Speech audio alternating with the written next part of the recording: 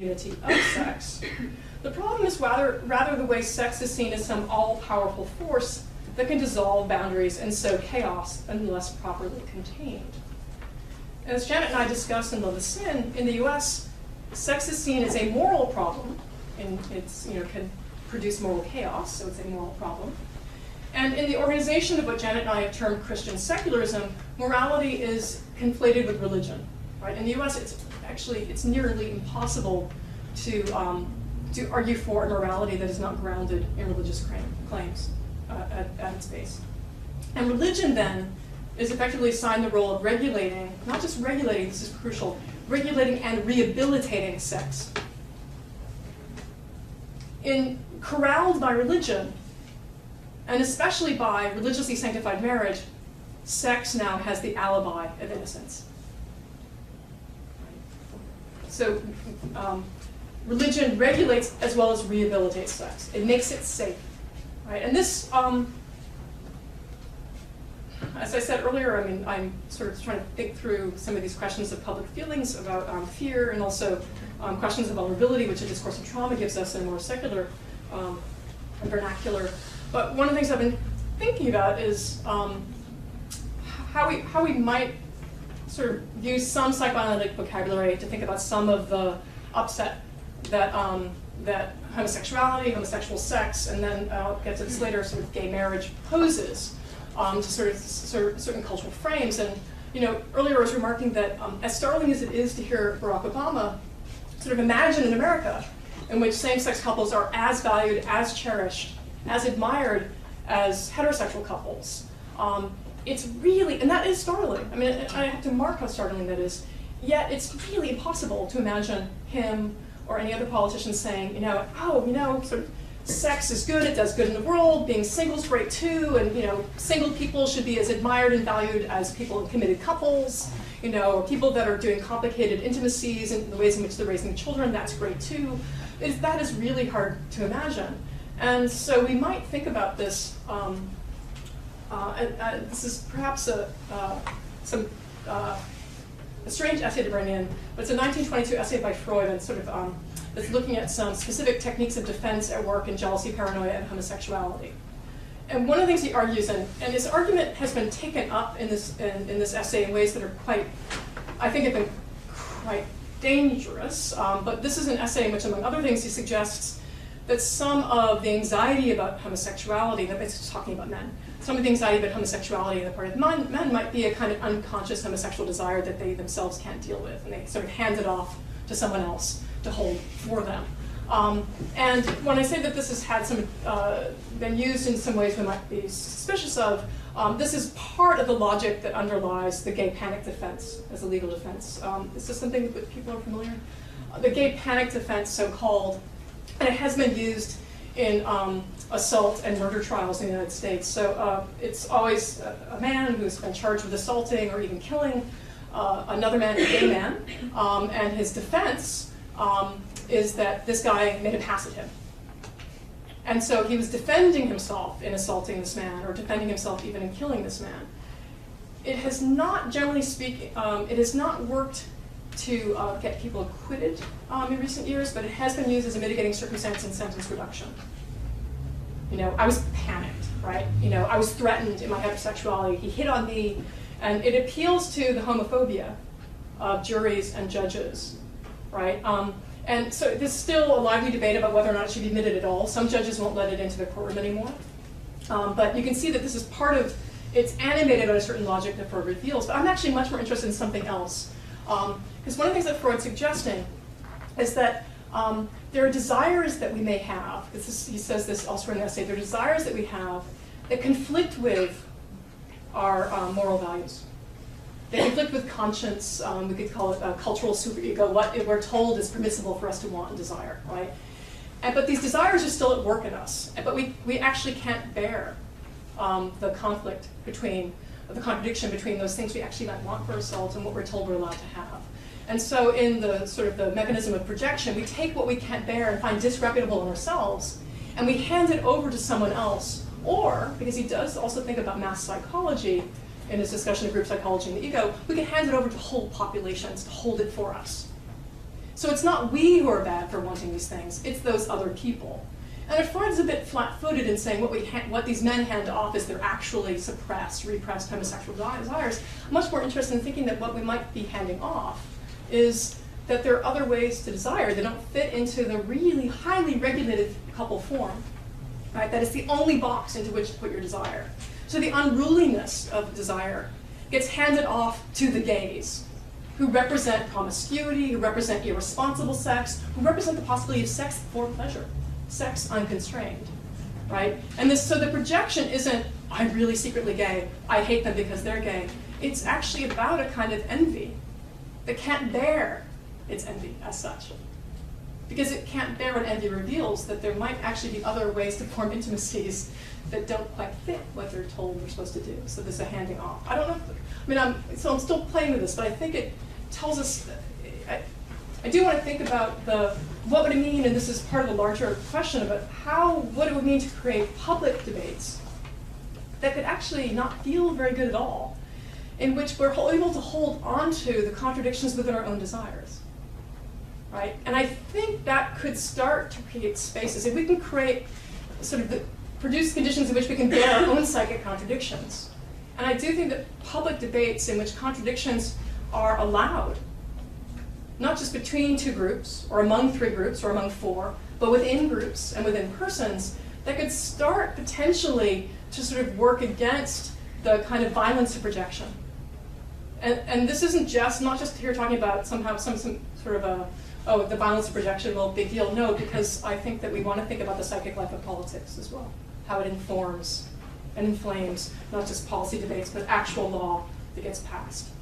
And religion comes in here because it seems to me, and this is something that I benefited from a conversation with Mark Jordan about, that in some sense, religion, or religious discourse, and psychoanalysis are the two great theories for talking to us about bodily vulnerability. And for reasons that I think Foucault helpfully outlines, so much of bodily vulnerability has come to be centered around the topic, the issue, the practice of sex. So religion and psychoanalysis are both discourses that tell us something about vulnerability. And in a highly religionized culture like the United States, it's religionized even as a secular. Religion has come to represent the only possible way to hold the line against the moral chaos that sex represents.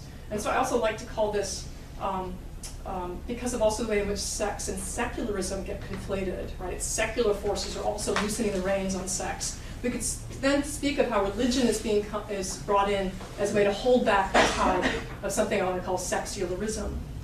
Right?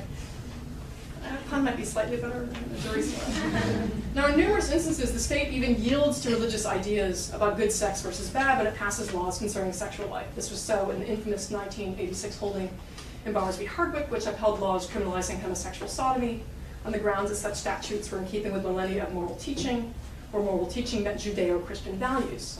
That's a quote. Judeo-Christian was language used by the court. Bowers has since been overturned, as many of you probably know, in the 2003 decision in Lawrence v. Texas.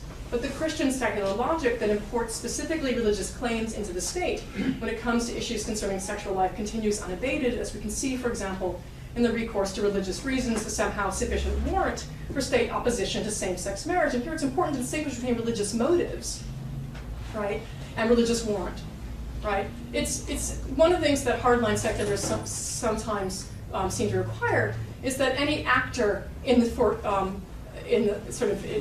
policy debates should somehow abstract, completely separate out any religious views or any religious formation when she or he is coming to form some sort of opinion and policy.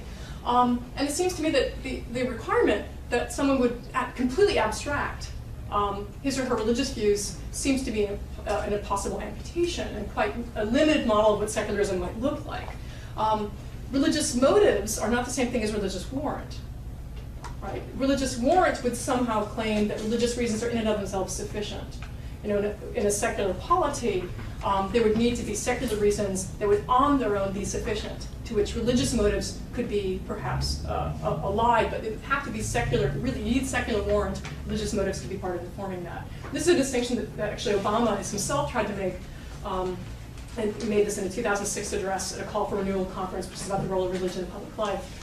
whether he's been able to himself finesse the difference between religious warrant and religious motive is, I think, still up for grabs, especially when he cites religious reasons for his objections to same-sex marriage, right? And then sort of stops there, right? Now, all of this is quite odd in light of the First Amendment to the U.S. Constitution, which promises that, quote, Congress shall make no laws respecting an establishment of religion or prohibiting the free exercise thereof, or abridging the freedom of speech or of the press or of the right of the people peaceably to assemble and to petition the government for redress of grievances. Although in the U.S. context, the invocation of the First Amendment most usually brings to mind First Amendment freedom of speech, in fact, it's important to note the amendment begins with religious freedom, as if to suggest that it is the necessary base of the other First Amendment freedoms the amendment then goes on to enumerate. Religious freedom has two components, disestablishment and free exercise, and a lot of ink has been spilled over the relation between these two aspects of religious freedom, whether one is more important than the other, and how to balance their principles when they seem to conflict. This is something Janet and I discuss in The Sin, which I know many of you have read, but the nutshell version is this. It matters a great deal whether one sees these two principles as separable or interstructuring. It is our view, and we are hardly legal outliers on this question, that disestablishment is the structuring condition for free exercise. There can be no free exercise without disestablishment, would be another way to put that. Otherwise, those who are religiously different, or not religious at all, may well find their lives not simply less admired and valued than those who belong to the dominant religion. They may find that they have diminished legal status. I mean, there could be actual profound consequences to not being part of the dominant religion. And yet, in public political debates over the meaning of religious freedom, too often we see the following balkanization. Proponents of more religion in U.S. public life and in government, and let's be clear, the religion we're talking about here is not just any religion, but particular Christianities.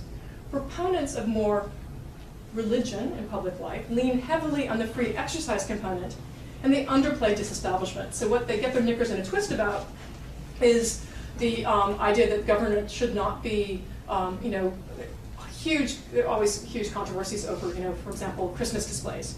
Can they be on public property? Is this the state's endorsement of Christianity by virtue of its celebrating Christmas? And so the religionists want to say, well, this is an infringement on our free exercise that we can't have this in public. And they sort of say that they kind of background the issue of disestablishment, right? So, and this sort of which one comes to the foreground, which goes to the background, does also happen in Supreme Court cases because the court tends to rule, it wants to make the most minimal possible decision. So it will never invoke two legal principles. It will center on one. So for example, in Lawrence v. Texas, although Justice Kennedy, this is the case that overturned sodomy statutes in 2003, Justice Kennedy uses the 14th Amendment, which offers equal protection and due process. And so these are the twin pillars of the 14th Amendment, equal protection and due process. But they've had different entailments in subsequent history. Like different things have happened with these two principles. So he says at one moment, we could make this finding following the equal protection argument, the equal protection logic, but I'm going to make it via due process, one or the other. So something similar happens in religious freedom cases. Is this disestablishment or is it free exercise? So this is about a certain form of legal reasoning, but I think it has implications for then leading to this idea that they're somehow in competition, potentially. Right.